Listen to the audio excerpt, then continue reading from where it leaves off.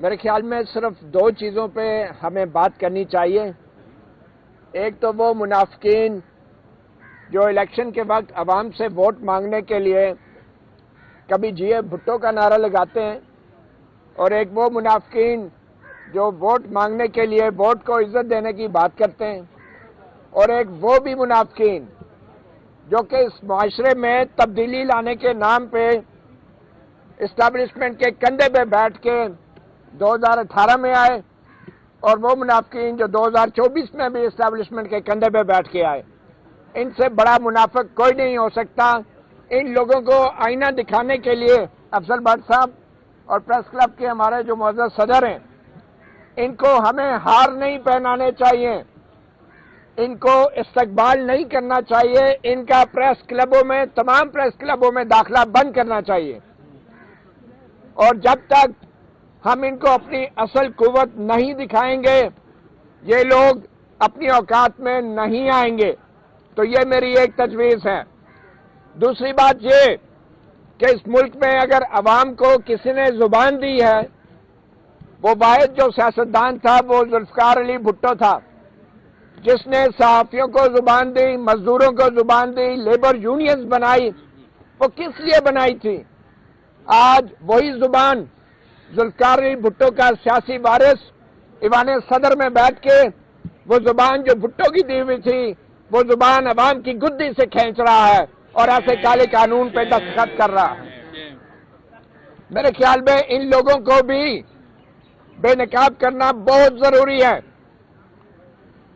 اور اس کالے قانون کے حوالے سے آخر میں میری یہ ایک تجویز ہے کہ جب تک اس کالے قانون کو واپس نہیں لیا جاتا، ہمیں اپنے اصل دشمن کا معلوم ہونا چاہیے، اور وہ ڈیپ فیک نیوز نہیں ہے، وہ ڈیپ فیک سٹیٹ ہے جو اپنے آپ کو ریاست سمجھتی ہے، وہ ریاست ہے نہیں ہے، اور وہ ہماری اسٹیبلشمنٹ ہے. اور ہم صحافیوں کو اس قانون کے حوالے سے ان غلام سیاستدانوں کے علاوہ اس ڈیپ فیک سٹیٹ کو بھی بے نقاب کرنا ہوگا. آج بہت خوشی ہوئی مجھے سینئر لوگوں کو یہاں پہ دیکھ کے، کیونکہ ان کی موجودگی اس تحریک میں امپیکٹ ڈالے گی. مالک صاحب کھڑے ہیں اور میں نے ابھی نسیم زہرا صاحبہ کو بھی دیکھا. ان لوگوں کے آنے سے یہ جو ایک کرائسس پیدا ہوا ہے، اس کے خلاف جو مزاحمت ہے اس میں شدت پیدا ہوگی. اور یہ ایک طویل جنگ ہے.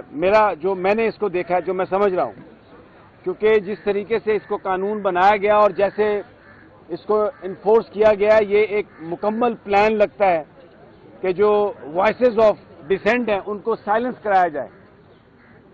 تو تمام لوگوں کو بڑی اس کے لیے محنت کرنا پڑے گی، اور اس میں وہ لوگ جن کی آوازیں زیادہ اہم ہیں، جو رات کو شام کو پروگرام کرتے ہیں چینلز پر، اگر ان کی شمولیت اس میں ہوگی تو ڈیفینیٹلی اس کا بہت زیادہ امپیکٹ ہوگا. اس میں آپ کو ہر طرح کا جو پریشر ہے وہ ڈالنا پڑے گا، ڈومیسٹک بھی، انٹرنیشنل بھی، ڈپلومیٹک بھی، کیونکہ اس کے بغیر آپ کو کامیابی نہیں ہوگی. یہ پاکستان میں جو آزاد صحافت ہے، ایکچولی اس کو ختم کرنے کا منصوبہ ہے. ان لوگوں کے جو تعلقات ہیں اس وقت حکمرانوں کے، وہ ان ممالک سے بہت زیادہ ہیں جہاں پر ڈکٹیٹرشپ ہے. سو یہ اسی طرح کا ایک ماڈل یہاں پہ لانا چاہتے ہیں، جو کوئی ابرپٹلی انہوں نے نہیں کیا، ایک پلاننگ کے تحت یہ کیا ہے. تو اس کا مقابلہ بھی آپ کو ایک پلاننگ کے تحت کرنا پڑے گا. لیکن آج پرسوں جو مظاہرہ ہوا تھا بہت اچھا تھا. آج جو خوشی ہوئی وہ یہ کہ جو سینئر لوگ ہیں، جن کی آوازیں ہیں، وہ یہاں پر موجود ہیں. ان کی آمد سے ایسا لگا ہے کہ کنسنسس ہے کمیونٹی میں، اور آگے جا کے اگر سول سوسائٹی کو بھی ہم انوالو کریں تو انشاءاللہ یہ زیادہ عرصہ سسٹین نہیں کر سکے گی. میں معافی چاہتا ہوں، میری آواز ذرا کچھ گلا خراب ہونے کی وجہ سے کم تھی. بہت شکریہ. Thank you very much. میں یو کے سے ہمارے سینئر جرنلسٹ جناب رفیق مغل صاحب اور جے آئی کے ہمارے ترجمان عامر بلوچ صاحب، جو اظہار یکجہتی کے لیے آپ دونوں کا شکریہ ادا کرتا ہوں، اور مظہر بدلاس صاحب سے درخواست کرتا ہوں کہ وہ اس قانون پہ اپنی رائے کا اظہار کریں.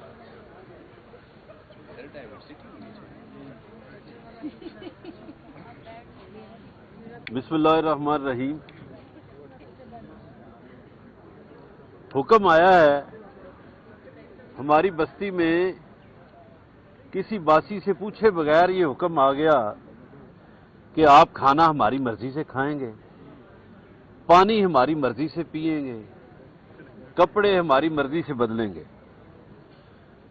और जुल्म यह है कि बस्ती के किसी भी बाशिंदे से पूछा ही नहीं गया कि तुम्हें भूख कब लगती है, तुम्हें प्यास कब लगती है। शिकवा किससे करें? वो जो किसी के सामने झुके हुए हैं उनसे, और वो समझते हैं कि जिस तरह हम झुके हैं अब ये आईना दिखाने वालों को भी झुका लें। ऐसा नहीं होगा। इसके लिए मुजाहरे भी होंगे। बेशक आईनी बेंच है, फिर भी अदालतों में जाएंगे। और हुक्मरानों से शिकवा इसलिए नहीं कि इनके तो वुज़रा कहते हैं कि हमें तो मुसवदा ही अभी मिला है, पता नहीं किधर से आया। तो वो ये मतीउल्लाह जान ने सही बात की है कि हमें वो जहां से मुसवदा आता है उस तरफ भी देखना चाहिए। बाकी कोई हमारे दरमियान तकसीम नहीं, हम इस इश्यू पे एक हैं। हम अपनी आज़ादियों पे कोई पाबंदियां कबूल नहीं करेंगे, जदोजहद जारी रखेंगे। बहुत शुक्रिया मजहर बल्लाह साहब के बाद अब मैं मुल्तमिस हूँ आज़ादी इज़हार राय के इसके लिए नेशनल प्रेस क्लब के सालार जनाब अजहर जतोई साहब से कि वो आए और अपने ख्यालात का इजहार करें। अजहर जतोई साहब।